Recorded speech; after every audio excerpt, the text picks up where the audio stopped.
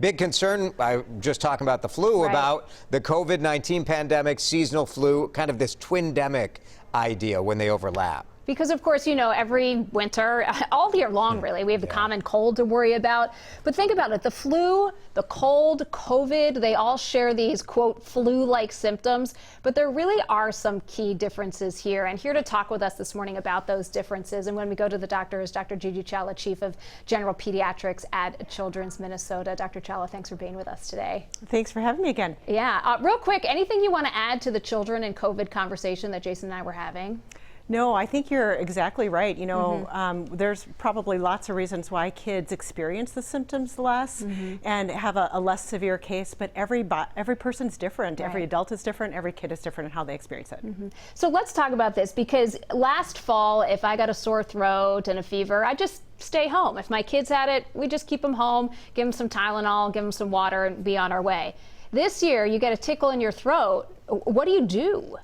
Yeah, well, first of all, thanks for saying that you stayed home even last year. I don't think that was always the case for everyone. I think a lot of people just, you know, gave their kids a little bit of some Tylenol and sent them on their way to school or went to work or whatever that was. And really what we're asking now is for people to think of this differently, because there are, you know, these illnesses, the differences matter. The differences between cold and flu, for example, are a little bit easier to discern, but the differences between COVID and colds are not quite as easy, and we want people to really think about that.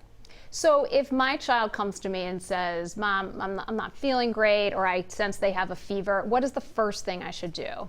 Yeah, I think the first thing to do is keep your child home from school. Go ahead and take that temperature, kind of keep track of what their symptoms look like, make sure they stay well hydrated, and go ahead and call your doctor so that you can talk through what you're seeing.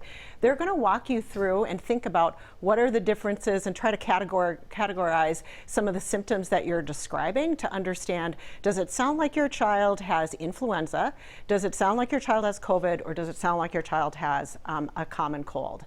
And, you know, some of those differences that we think about, so for example, if, you know, the difference between COVID and influenza, that's a little bit easier because influenza, a family's gonna tell us they were fine 1 second, and then the next minute they had super high fevers, they can't get off the couch, they're achy all over their body, and they have some respiratory symptoms. They've got a little bit of a sore throat or cough. For COVID or a cold, that's going to be a little bit more, that's going to be different. You know, COVID comes on a little bit more slowly over the course of a couple of days, just like a cold does. They're both coronaviruses. The symptoms might be a little bit more congestion, you know, a little bit more sore throat, but it's not going to be as sudden in onset as influenza. Should you or your children get a COVID test every time you're not feeling so great, every time you get those flu-like symptoms? Yeah, you know, I think it's a really important question. And I would say the answer to that is it depends. It depends on what is it that you are wanting to do, right? Because if there's a concern that you have a cold or COVID, and you can stay home for 14 days, isolate, and make sure that all of your contacts are not know of your illness and are not going to be exposing others, then you might be fine with just staying home and not doing the test.